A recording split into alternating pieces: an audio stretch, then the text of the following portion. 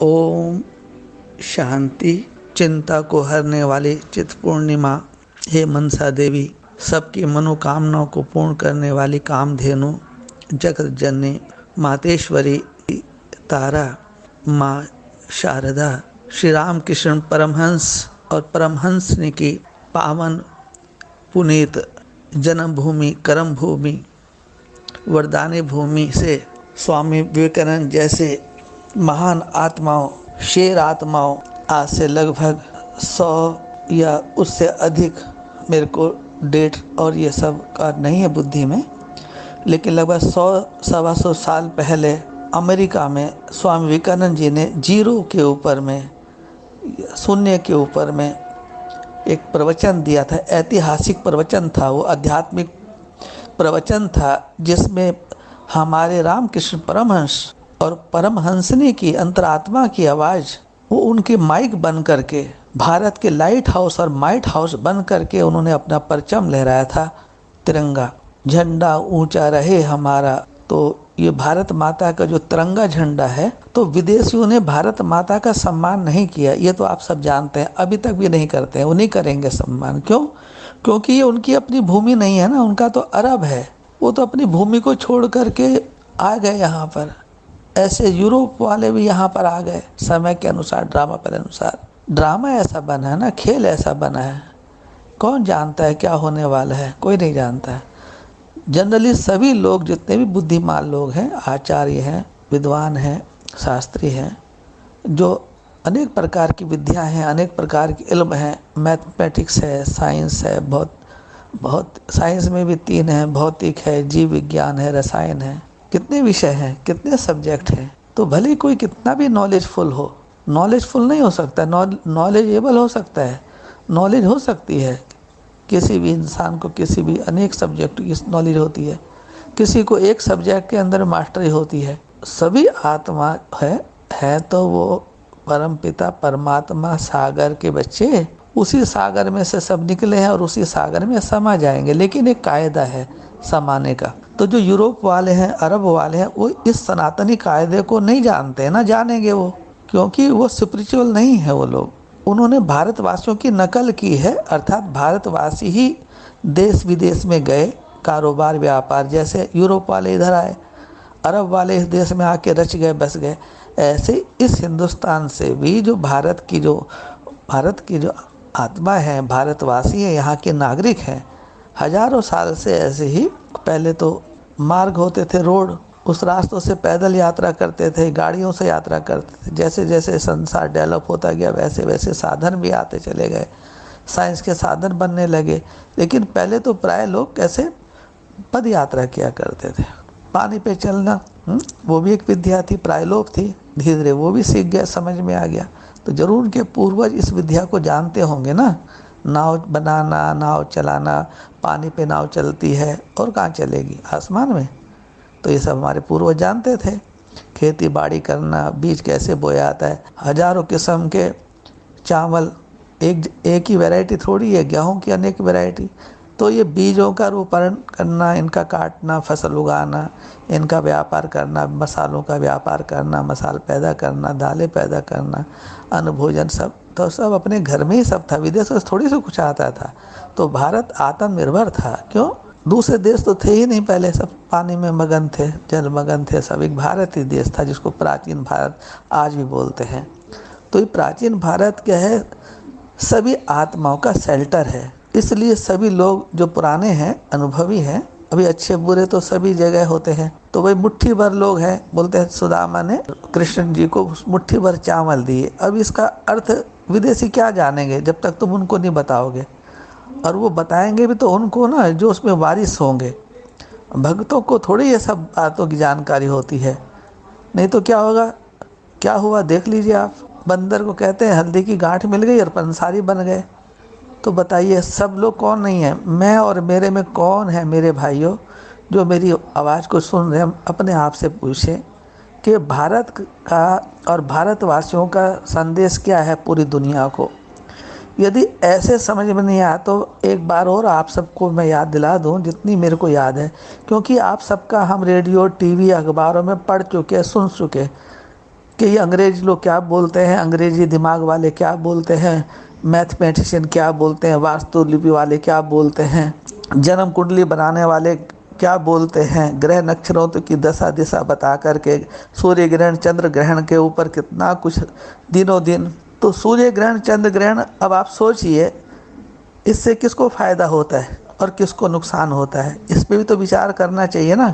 इससे गरीब का क्या भला होता है? जब तुम झूठ बोलोगे, बेईमानी करोगे, ठगी करोगे और फिर तुम कहोगे तुम्हारा लाभ हो जाए, तो कब तक लाभ होगा?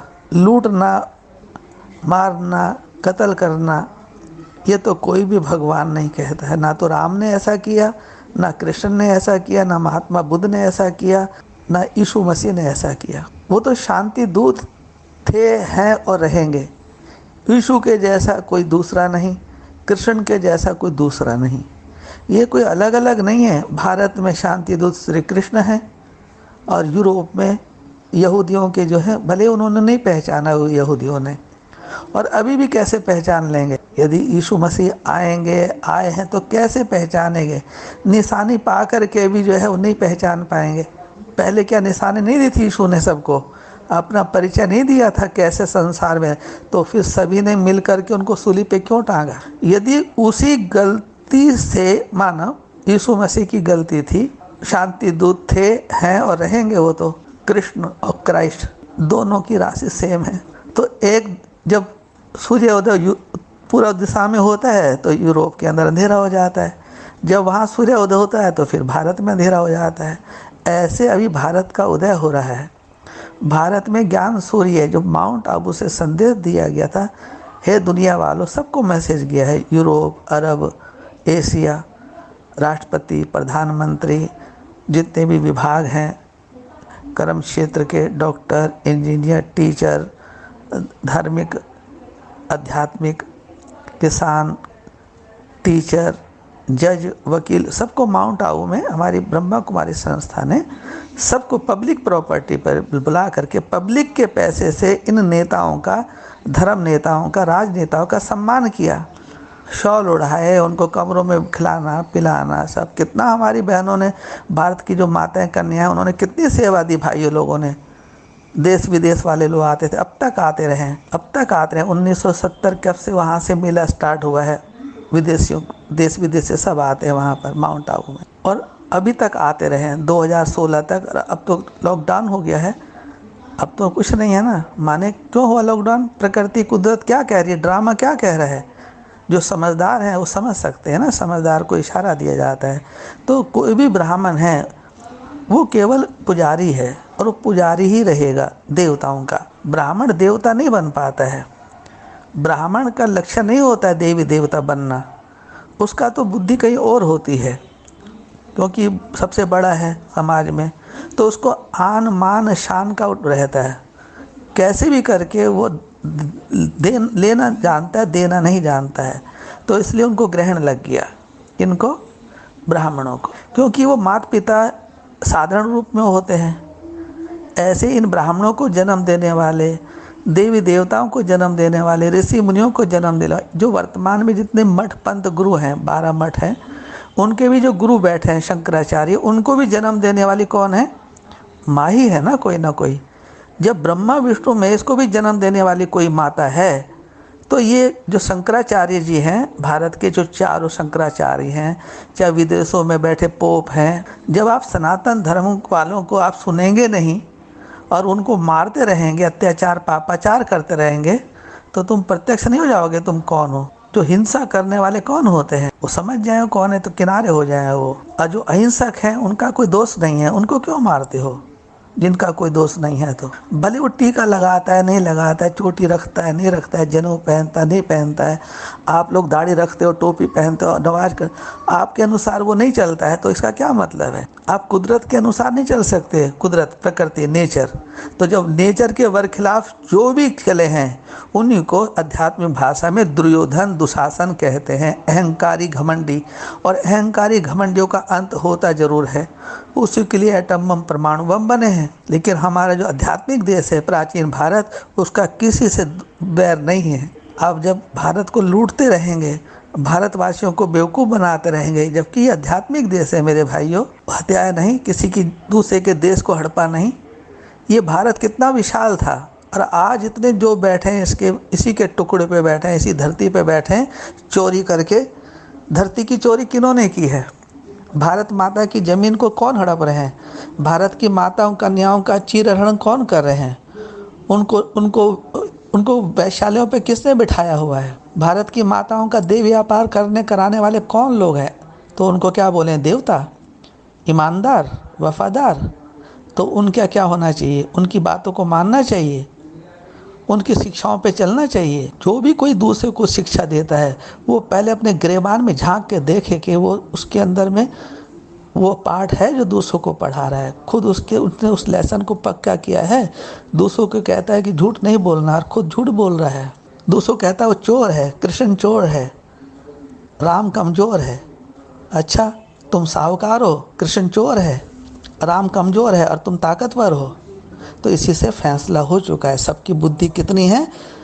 अहंकार ठीक नहीं। समय के अनुसार ये बीबी हवा जो सबको नील लेगी। अब आप बीबी हवा की जय नहीं बोलते हो ना, वंदे मातरम जय नहीं बोलते हो ना, भारत माता की जय नहीं बोलते हो ना।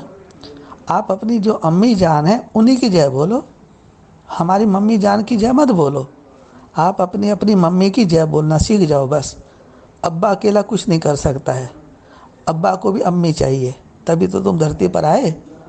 तो दोनों बराबर होते हैं। ये नहीं कि अल्लाह अल्लाह करोगे। अल्लाह है तो अली भी है, राम है तो हनुमान भी है, अल्लाह है तो अली भी है, अली भी है, राम है तो सीता भी है। तो आप लोगों की जो विदेश में है उनकी मदर कौन है?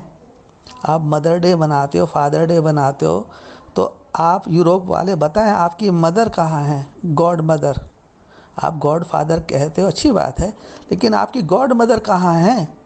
वो वेटिकन सिटी के जो पोप हैं और वहाँ इंग्लैंड की जो महारानी जी हैं, उनसे भी हमारा भारतवासियों का विनम्र प्रार्थना है कि इन बातों को अब सोचिए, समझिए, कहीं ऐसा ना हो देर हो जाए। सत्ता का सुख भोग लिया सब, आप राजा रानी का सुख भोग चुके हो, तो कभी प्रजा भी तो बनना होगा ना। इसलिए अब आप लोगों को जंगल में जाने का समय है और अपने ताज वापस भारतवासियों को, भारत माता को कर दीजिए। तो सब धर्मों की जो गुरु माता है वो गुरु गीता है। गीता ही सब धर्मों का माई बाप है, ईस्टर्न जोन है, सभी आत्माओं की मुक्ति और जीवन मुक्ति की दाती है गुरु गीता। इसलिए हम भारतवासी यूं ही नहीं बोलते हैं वंदे मातरम। आप लोग तो सुर में सुर मिलाते हो, लेकिन वंदे मातरम सबसे पहले किसने किसको बोला? तो स्वयं पिता परमेश्वर ने जब ज्ञान का कलश माता को दिया, तो ये पुरुष लोग जो है अपनी बोलना बंद क्यों नहीं कर रहे हैं? ये ओम शांति क्यों नहीं हुए? इनका ये अभी मैं और मेरे से मरे क्यों नहीं? जब पता है ये मरजीवा जन्म है और माउंट आबू का संदेश पूरे संसार को दिया जा चुका है। अब घर जाने का समय है, तो जाएंगे कहाँ? तुम्हारा घर कहाँ है, ठिकाना कहाँ है? तो सारे इस धरती के जितने भी प्राणी हैं उनमें से जो भी अपने को बुद्धिमान कहते हैं, चाहे वो किसी भी जाति धर्म के हों, असल में जाति नहीं है, सब एक ज्योति से ही निकले हैं, ज्वाला से निकले हैं, सागर से निकले हैं। ऐसे हम ज्योति के संतान हैं आप सब लोग, लेकिन भूल गए यह धरती पर आकर के अंधेरे में रहने के आप आदी हो गए ना। इससे सूर्य उदय होना आपको पसंद नहीं है, क्योंकि सूर्य उदय हो जाएगा तो तुम्हारी झूठ पकड़ी जाएगी, बेईमानी पकड़ी जाएगी। जो सदियों से आप भगवान बन करके अपनी पूजा करा रहे हो, अपने पांव दबा रहे हो भारत की माताओं कन्या से, मंदिर मस्जिद गुरुद्वारा बना करके, तो देखो सच कड़वा होता है ना।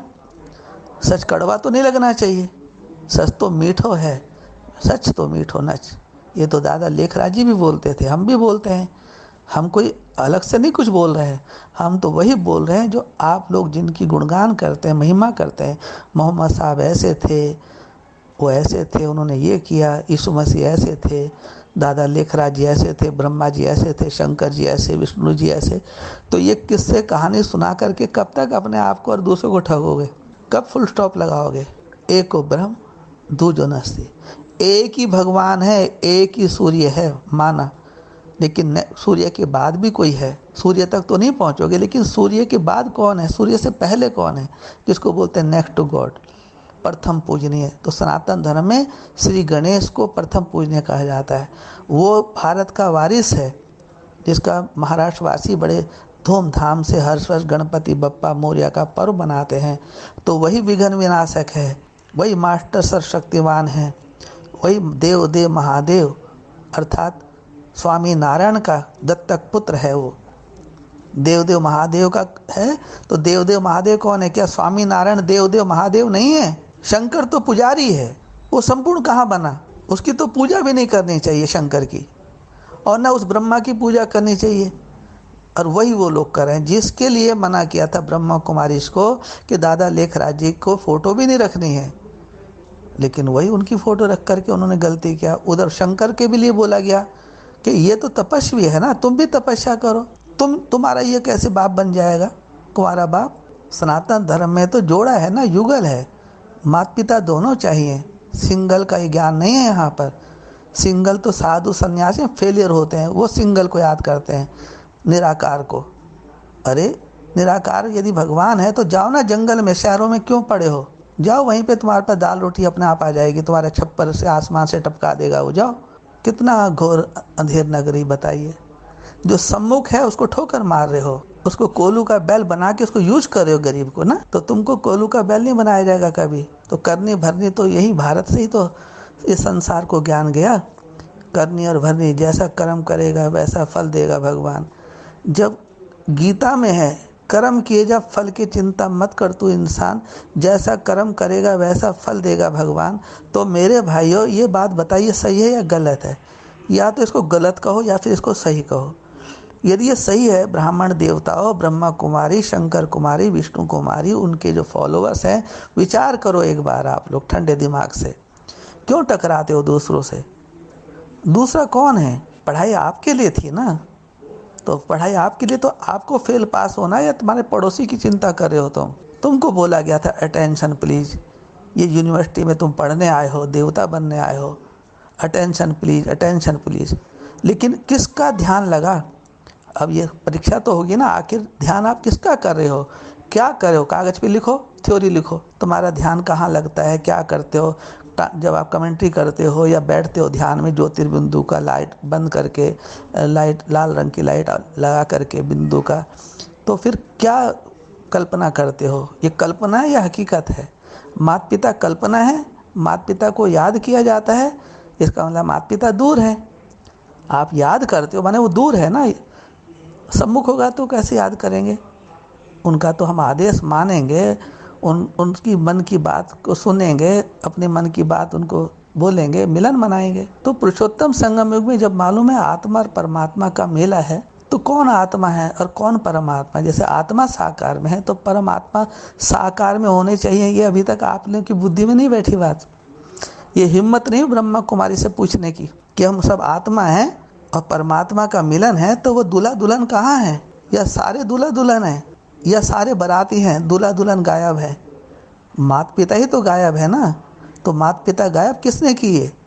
तो जिन्होंने गायब किए उनकी पकड़ होनी चाहिए अब, क्योंकि माँ बाप की प्रॉपर्टी पे बैठे हैं काबिज करके, और माँ बाप को अंधेरे कोठरी में कैद करके रखा हुआ है इन हरामखोरों ने, जो विदेशी विधर्मी हैं, जो भौतिकवादी हैं।